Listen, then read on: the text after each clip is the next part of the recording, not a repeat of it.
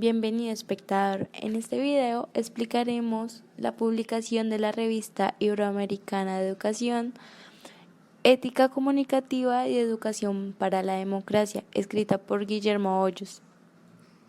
Nuestro CIPA está conformado por Juan David Betancourt y quien les habla, Daniela Nieto. Punto 1. El sentido de la ética en el proceso educativo. En este punto se hablará del actual proceso educativo que muestra a los estudiantes todas las teorías de la ética y las diferentes posturas que los filósofos argumentan. Esto provoca que los estudiantes cuestionen los conceptos de la ética y creen su propia versión de lo que consideran el bien y el mal en el comportamiento humano. Para entrar en contexto, hablaremos de las palabras de algunos filósofos que el señor Hoyos utilizó en su escrito. Para comenzar, hablaremos del filósofo alemán Jürgen Habermas, quien dijo que la función de la implementación de la ética no es precisamente para cambiar el sentido moral en el mundo de la vida. También recalca que la desesperanza de obtener algún criterio a partir de las formas de argumentación razonables son el origen del positivismo jurídico y el escepticismo valorativo. También tenemos a la filósofa española Victoria Camps, autora de la obra Enciclopedia Iberoamericana de Filosofía, en donde nos afirma que la segunda mitad del siglo XX ha asistido a la evidente recuperación de la teoría ética, hasta el punto en el que no es insensato ni erróneo afirmar que, hoy por hoy, la filosofía primera ya no es metafísica o teoría del conocimiento. Estamos hablando de la filosofía que se trataba del ser, de sus principios, de las propiedades y de sus causas, como ocurrió en la modernidad, sino que ahora se habla de filosofía moral, de la concepción del bien y el mal. Contexto de Colombia. En el caso específico de Colombia, es necesario empezar a cambiar el etos cultural, que se supere la pobreza, violencia, injusticia, intolerancia y discriminación que mantienen al país atrasado en lo sociopolítico y al mismo tiempo generar un etos cultural que permita la maximización de las capacidades intelectuales y organizativas de los colombianos. Gabriel García Márquez afirmó: creemos que las condiciones están dadas como nunca para el cambio social y que la educación será un órgano maestro, una educación desde la cuna hasta la tumba, inconforme y reflexiva, que nos inspire un nuevo modo de pensar y nos incite a descubrir quiénes somos en una sociedad que se quiera más a sí misma, que aproveche al máximo nuestra creatividad inagotable y conceda una ética y tal vez una estética para nuestro afán desafonado y legítimo de superación. El cambio en el etos cultural nos va encaminando a uno de los objetivos, el cual es tener como prioridad los procesos educativos, pero primando en ellos la orientación filosófica frente a las urgencias meramente pragmáticas. Kant expresaba la necesidad de exponer a las juventudes las biografías de los tiempos antiguos y modernos, que pusieran a funcionar el juicio de los alumnos de comparar acciones semejantes en circunstancias distintas, para así ejercer sus mentes, llevándolos a percatarse del proceso de su facultad de juzgar, lo cual llevaría a conocer el buen comportamiento en toda su pureza y aplaudirlo, mirar con desprecio las acciones contrarias, y al interiorizar este hábito se construye una buena base para la prioridad de la vida futura. Hoy se da, por lo tanto, un interés cada vez más acentuado por las formas comunitarísticas. Se valora la convivencia como un estado deseable en la sociedad, diciendo que cada uno de nosotros somos un posible y junto con los otros somos otros posibles, lo que convierte a la convivencia en una necesaria virtud para sobrevivir humanamente, de herencia aristotélica de argumentación moral. Ya no nos ocupamos del comunitarismo solo para refutar desde posiciones universalistas esas ideas o creencias en la existencia de una verdad universal, objetiva o externa, que lo determina todo y que por lo tanto es y debe estar presente igualmente en todos los seres humanos. Ya no se habla de esto, sino que se profundiza en él para ganar el sentido específico de lo ético, como contradistinto de lo moral y a la vez como fundamento de la política. De esta forma se puede reconocer positivamente los límites de la modernidad que han sido señalados por los pensadores que explican nuestra condición postmoderna, pero igualmente se puede reconocer la verdad del comunitarismo para llegar a relacionar más coherentemente los asuntos de lo bueno y lo justo, de la felicidad y la virtud, del Estado y la sociedad civil. Segundo punto, posible relación de diversas concepciones de la ética.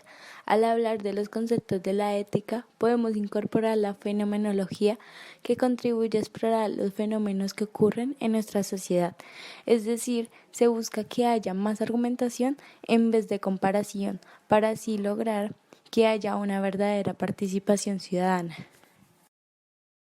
Propuesta integral de argumentación moral. En este punto se desarrollan los siguientes pasos.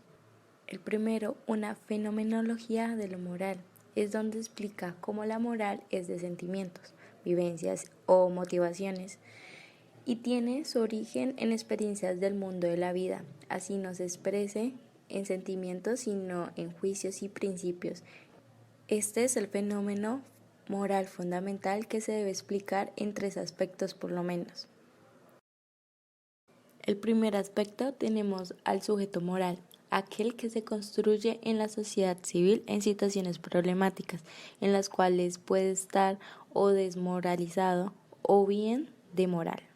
Pero ante todo estamos hablando de un sujeto capaz de formarse, del cual, dijera Kant, que ha de acceder a su mayoría de edad al atreverse a pensar por sí mismo.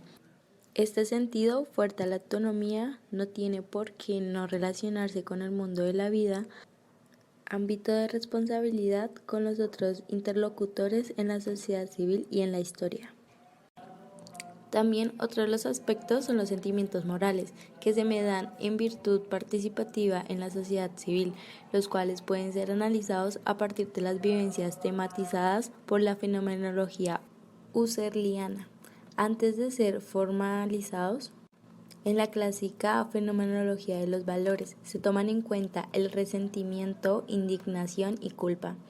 En este análisis se han apoyado recientemente Ed Tugendhat y J. Habermas, explicándonos que se trata, de todas formas, de dotar a la moral de una base fenoménica sólida, de un sentido de experiencia moral y de sensibilidad ética. Y como último aspecto, es parte importante de la fenomenología de lo moral desarrollar la sensibilidad moral y detectar y vivenciar los conflictos morales que se presentan a diario en el mundo de la vida y en la sociedad civil, para conceptualizar posibles soluciones. Aquí radica el papel de denuncia y concientización y la función pedagógica de los medios de comunicación. En efecto, en los contextos mundos vitales de la sociedad civil en los que se confrontan consensos y disensos, es donde se aprende a respetar a quien se disiente, a reconocer sus puntos de vista, a comprender sus posiciones sin tener necesariamente que compartirlos. En el imperativo categórico transformamos nuestras máximas, es decir, nuestras experiencias morales en leyes y principios, gracias a la reflexión sobre la voluntad y su capacidad de poder querer. Esto es lo que llamamos libertad. El principio puente de la moral moderna es la libertad humana. Y aquí podemos citar que esto lo dijo hace ya bastante tiempo Immanuel Kant en su ensayo sobre la Ilustración. En este momento comprensivo es un desarrollo de la fenomenología del mundo, de la vida, y es conditio sine qua non del proceso subsiguiente, es decir, una condición implícita necesaria para lo subsiguiente.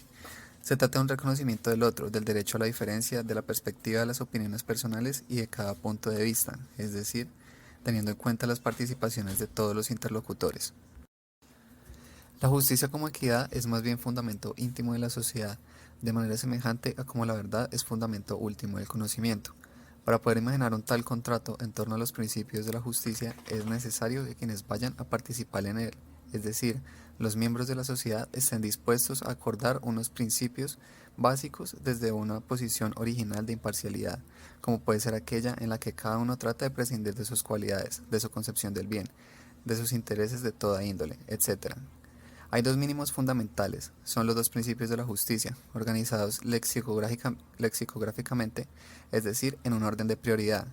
Da suerte que el primer principio no puede ser pospuesto por ninguna razón, así sea para optimizar al segundo. Estos dos principios son los siguientes. Toda persona tiene igual derecho a un régimen plenamente suficiente de libertades básicas iguales, que sea compatible con un régimen similar de libertades para todos.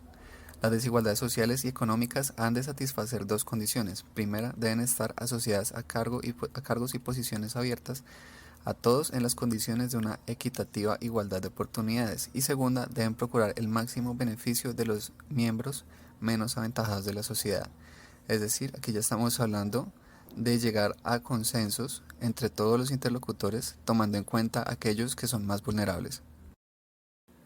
Estos dos principios están orientados a que todos los ciudadanos tengan acceso a los bienes primarios que Rawls enumera en estos 5 tipos de bienes: las libertades básicas, libertad de pensamiento y libertad de conciencia, es decir, podemos dar nuestra opinión libremente, libertad de movimiento y la libre elección de ocupación frente a un trasfondo de diversas oportunidades, es decir, podemos tomar parte del lado que nos parezca.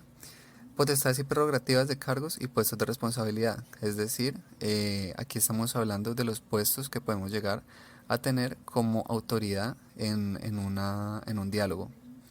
Ingresos y riquezas concebidos en términos amplios como medios generales y las bases sociales del respeto a uno mismo, ya que aquí pues la clave está en el respetar el pensamiento de todos los interlocutores. Es necesario llegar a lo que él llama un pluralismo razonable, es decir, a un punto de vista no a las malas o porque toca, sino a las buenas, con la convicción de que es lo mejor para todos, acerca de la convivencia social a partir de aquellos mínimos propuestos en los principios de la justicia como equidad y en los bienes primarios.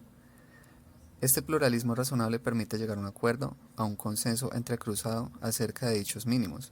Estos se pueden defender como si solo fueran propios de algunas de las visiones omnicomprensivas del mundo, de la historia o del hombre, de índole religiosa, moral o filosófica, puesto que es posible que no todas estas cosmovisiones coincidan en puntos tan importantes.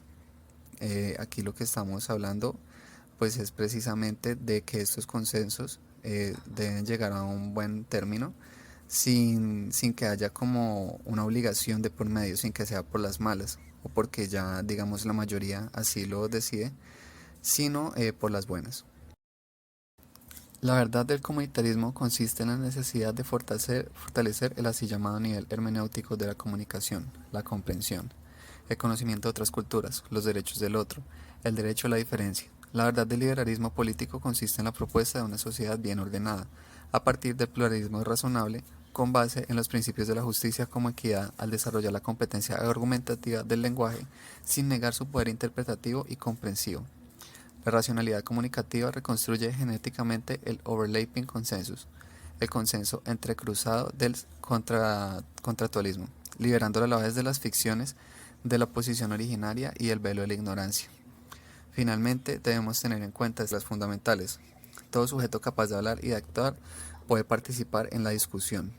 Todos pueden cuestionar cualquier afirmación, introducir nuevos puntos de vista y manifestar sus deseos y necesidades. A ningún participante puede impedírsele el uso de sus derechos reconocidos en el punto A y B. A partir de estas condiciones, de toda argumentación se ve como el principio de universalización es válido, pues todos están haciendo parte de la discusión. Esto nos puede llevar al principio moral más general. Únicamente pueden aspirar a la validez aquellas normas que puedan conseguir la aprobación de todos los participantes comprometidos en un discurso práctico. En consecuencia, la relación entre consenso y disenso debe ser pensada y desarrollada social y políticamente con especial cuidado. Absolutizar el consenso es privar a la moralidad de su dinámica, caer en nuevas formas de dogmatismo y autoritarismo. Absolutizar el sentido del disenso es darle la razón al escepticismo radical y al anarquismo ciego. La relación y la complementariedad de la oposición-movimiento, la argumentación moral. Todo consenso debe dejar necesariamente lugares de disenso y todo disenso debe significar posibilidad de buscar diferencias y nuevos caminos para aquellos acuerdos que se consideren necesarios.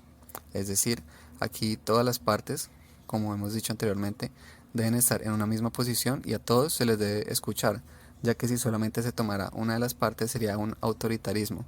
Y como dice un poco más abajo en este texto, sería un anarquismo ciego.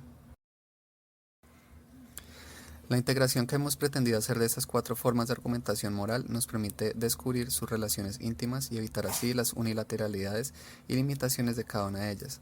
Por ello, afirmamos que la argumentación moral consiste en reconocer la verdad del comunitarismo, es decir, tomar en cuenta a todas las partes que hay en la sociedad sin importar el sexo, la raza, la condición económica, entre otras cosas. Para democratizar la democracia.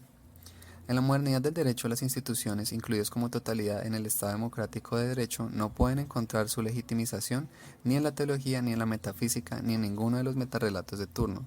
Se busca entonces su fundamentación en un sentido deliberativo de la política y en la concepción política de la justicia que valide la legitimidad que se deposita en las diversas formas de institucionalización del poder. Es decir, que no podemos tener como excusa a Dios o aquellos relatos que buscan el bien solamente de unos pocos. Podemos concluir entonces esta presentación argumentando que teniendo en cuenta todos los puntos anteriormente expresados, que la ética comunicativa representa la educación que se debe inculcar bajo poder establecer el medio más importante entre seres humanos, que es el diálogo, bajo principios como el respeto, la tolerancia, la aceptación, aunque no necesariamente significa el compartir el mismo pensamiento. Por otra parte, entendemos que la educación para la democracia se refiere al inculcar la moral en el ser humano, especialmente en las juventudes, para que haya una verdadera participación de todos los individuos involucrados o grupos heterogéneos que conforman una misma sociedad o conjunto de sociedades y que permita llegar a ciertos acuerdos, pero teniendo en cuenta todos los consensos y disensos de las partes que lo conforman. Gracias por la atención prestada y buena noche a todos los estudiantes y profesor.